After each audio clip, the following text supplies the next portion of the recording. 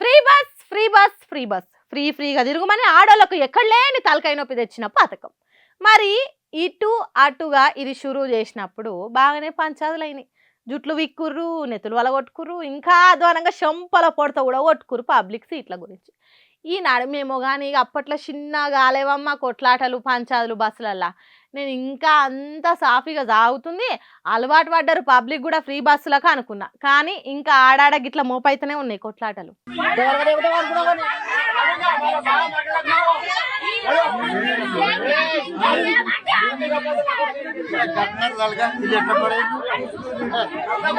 అరే ఎట్లా పూసుకోవాలి ఎట్లా పూసుకొని నీకేం చేసేది, ఎట్లా పూసుకుంటే నీకేం చేసేది,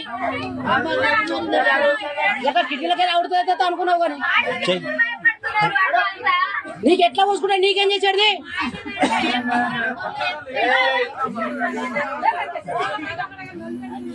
చూస్తాందుకే ముసలోళ్ళు కానీ సీట్ల కోసం వయసు పోరగాన్లు కొట్లాడినట్టే కొట్ల వాడబట్టే అమ్మ. హాగో ఆ ఆడామి చెప్పు పట్టుకొని ఏడ్చుకుంటూ కొట్లాడబట్టే. ఆ పెద్ద మనిషే సీటు కోసమో ఏదో మాట జారినట్ట గంతే. ఇక కయ్యి మండలేసిన అంత కాకులో కొట్లాటకు ఫ్రీ టికెట్ తీసుకొని మీరు కూర్చుంటారు, టికెట్ కొన్న మాకు సీట్ లేదా అని అడిగిన పాపానికి గింత పెద్ద పంచాది పెట్టుకుర్రు ఆయనతోని. పైసలు పెట్టి టికెట్ కొన్నా కూడా సీట్ ఇస్తలే అని కోపంతో ఏమన్నాడో కానీ గింత రచ్చకెక్కిర్రు. ఆర్మూరు నుంచి హైదరాబాద్ వస్తున్న బస్సులు అయింది ఈ పంచాది. ఏందో ఏమో అబ్బబ్బబ్బబ్బా, ఈ ఫ్రీ బస్ పాడైపోను, దీనివల్ల ఆడోళ్ళకి విలువ లేకుండా అవుతుంది, మా వాళ్ళకి మనశ్శాంతి లేకుండా అవుతుంది అని సాపిస్తురు సర్కార్ను పబ్లిక్ అంతా. ఎన్ని రోజులు చావాలనో ఏం పాడో ఈ గోసలు పాడై.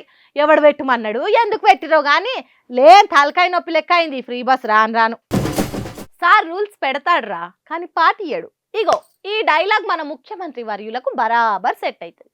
ఎందుకంటే ఆయన చెప్పేది ఒకటి చేసేది ఇంకోటి కాబట్టి.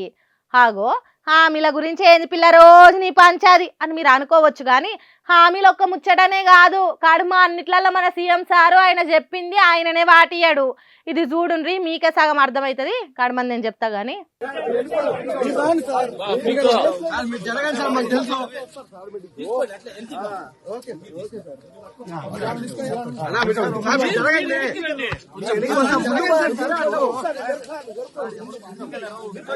ఏముంది వీడియోలో ఓ అంత హైపిచ్చినావు, సార్ తిరుమల పోయిండాలి ఇంటోళ్ళతోని, ఇలా వైకుంటే కదషి కనీసం గుడికి పోయినా బాధనే ఉందా మీతోని అనే కదా మీ ఇన్నర్ ఫీలింగు.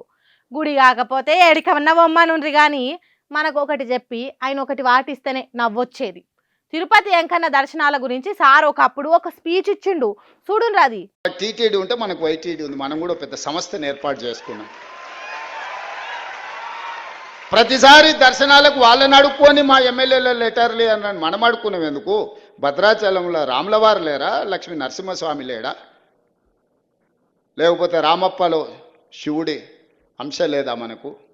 ఇన్నరా టీటీడీ దర్శనాలకు చంద్రబాబును అడుక్కున్నాడేంది? మనకు మన గుళ్ళు లేవా?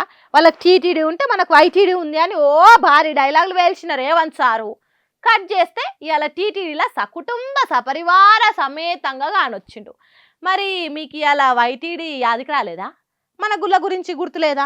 ఎందుకు సార్ గీ మాత్రం దానికి అంతగానం హైపిస్తారు? మీరికే చంద్రబాబును నొచ్చి నొయ్యకుట తిడతారు కానీ మీ గురు శిష్యుల బంధం చేస్తుంటుందో మళ్ళోపారి రుజువు చేసినా నడుచుకుంటుర్రు. ఇలా బాండింగ్ గురించి తెలిసిన వాళ్ళు చూసినాక